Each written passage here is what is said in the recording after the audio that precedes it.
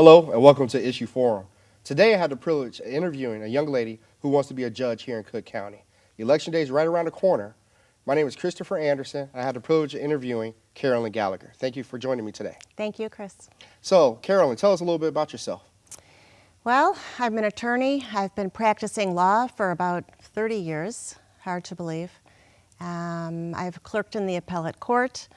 I have represented individuals defending against mortgage foreclosure actions. I've represented corporations in federal court litigation, sort of the whole gamut. Now, exactly when people say they're running for judge, there's sub-circuits, there's circuits. Exactly what are you running for? I'm running for a vacancy that's full circuit, so it's county-wide. Anybody in Cook County who's registered to vote. From Harvey to Northbrook. That's right. So anybody can vote for you, but tell us why we should vote for you. Well, in a way, I've been training for this job for my entire career. My first position, clerking for an appellate court justice, was very inspirational. Okay. Justice Helen McGillicuddy. At the time, she was the highest ranking female judge in the entire state of Illinois. She was the only judge on the appellate court, and there were no Supreme Court justices who were women.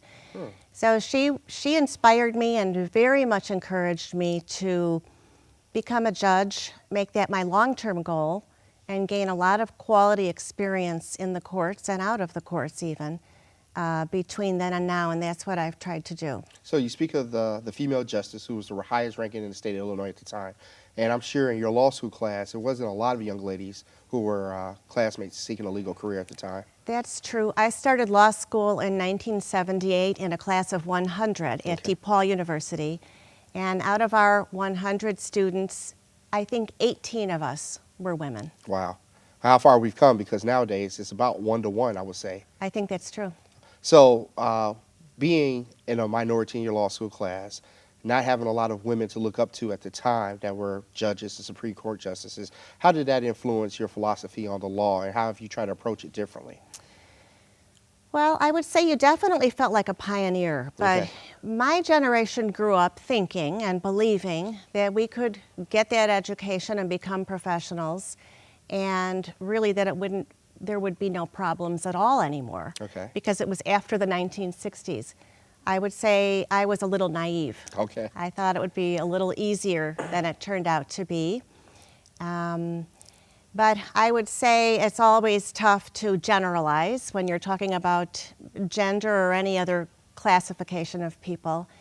But I think that I have a lot of compassion and empathy for individuals, and I think the human factor is very important to me. So we don't expect you to be the type of judge once elected to actually just read from a book and say the strict interpretation of the law has to be that. You'll actually take other factors into consideration? Exactly right. I think every situation is unique and every voice deserves to be heard. Interesting.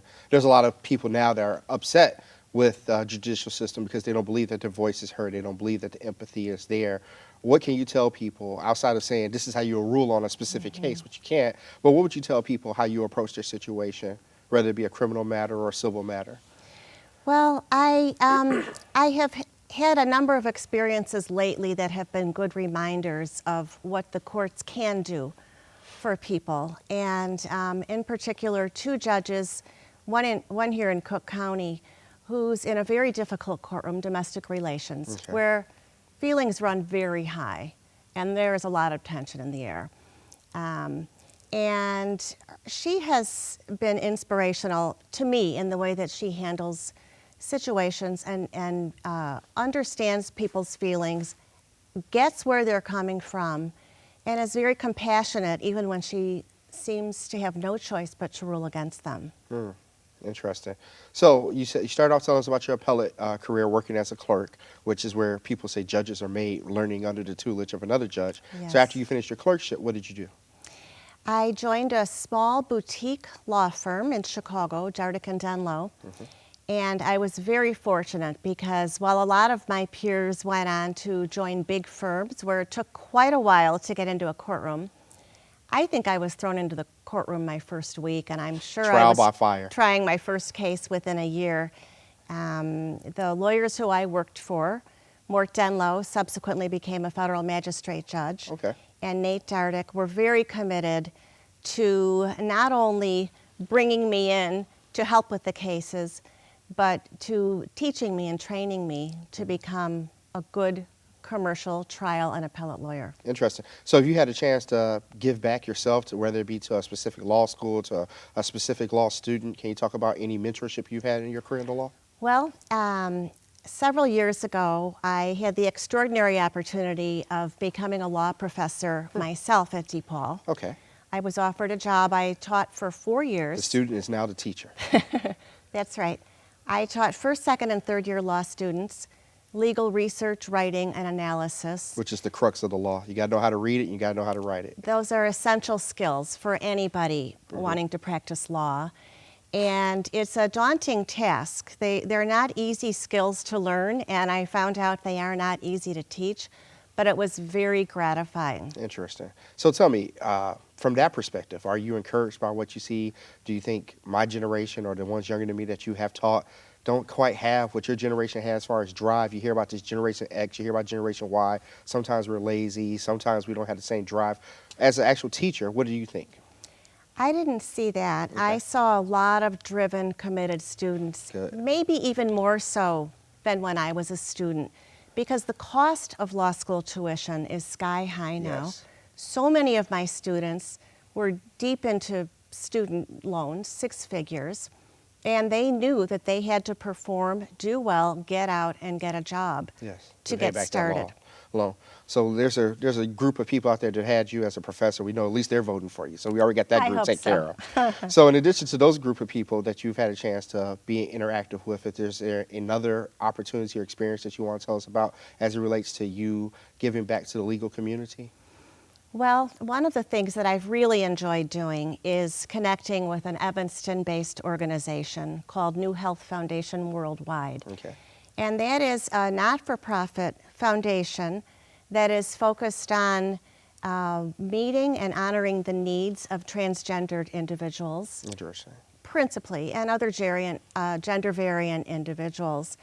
And the work through that foundation, of which I am general counsel, has run the gamut for me, from editing and critiquing books that have been written and published by the president of the organization, Dr. Randy Etner, to keeping track of developments in the law.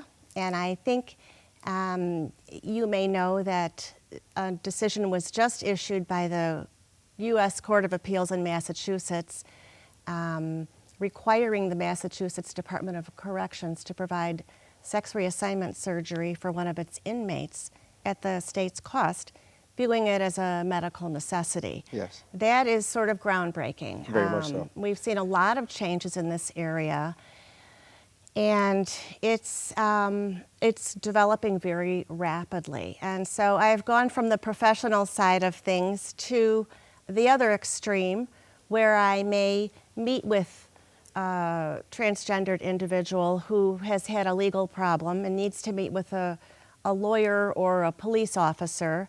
And there's an inherent reluctance for some to step out into society because they're never sure what the response will be. So I've had the pleasure of accompanying some of these individuals into professional offices and other situations, maybe just even hand-holding, and maybe that's the most gratifying Interesting. thing of all. So it speaks to the compassion you talked about a little earlier. Yes. Interesting. And what got you involved in that group? Well, I happened to cross paths with Dr. Randy Etner when our children were in preschool together in Evanston. Interesting. So even there, you show empathy to the community because it's not something that directly affected you, but you saw a need, so you got involved. Absolutely. I don't think I knew any gender variant individuals before that, but once I began to learn about it, I was struck by the fact that here was a group of segment of the population that was really marginalized, but that you really heard nothing about 10, 15, 20 years ago. Very much so. They were always there, but just didn't have a voice at the time. Yes. So let's talk about government 101. You got 3 pillars of government. You got the executive branch, which is usually your governor or your president. You got your legislature, which is your Congress or your General Assembly. Then you got your judicial branch, and you're running for a position in judiciary. Can you tell us why the judiciary is so important in everyday life for somebody who may not even have a court case? A person like me don't get many speeding tickets, house is not in foreclosure, don't run into trouble with the law often. But why is the judiciary important to me? Well, the work of the judiciary is the one area of those three that does touch the lives of ordinary citizens every day. It is one of the ways in which our society develops new law. So you have the legislators who are drafting bills and debating and passing new legislation, and a lot of that gets media attention. And statutes are certainly one source of the law. But case law, common law, as it develops from the situations that arise in everyday life, is equally influential, and everybody is ultimately affected by it, whether they feel that or not at any point in time. It's a very important part of our social civilization. But then when a situation does occur, when I'm called before a judge, I do want somebody who has integrity. I want somebody who's compassionate. And that's why you want to be a judge, so you can make sure those things are present on the court. That's correct. And I feel that anybody who steps into that courtroom, whether it's a lawyer with a fancy degree or an uneducated individual who may be in trouble or may have suffered some wrong, they deserve equal respect, and I think that it's up to the judge to set the tone. Interesting. So with that being in mind, can you tell us about a bad experience you may have had in front of a judge that kind of prompted you to say, you know what, whenever I get into a courtroom one day and I'm sitting behind that big desk and I have that black robe on, I won't do this? Can you think of any bad experiences without naming names? Yes, and I've had a number, and I don't know that it's necessarily the fault of the individual judge. Okay. I think a lot of the judges have crushing caseloads. Okay. They come into their 9 o'clock call every morning, and they may have 50, 100, 150, 200 cases on their call that they have to get through that morning. There are a lot of people in the courtroom, a lot of lawyers who want to get out so they can get on to their next court appearance. And a lot of people, citizens who have never been in a courtroom before, maybe, and are a little bewildered to be there.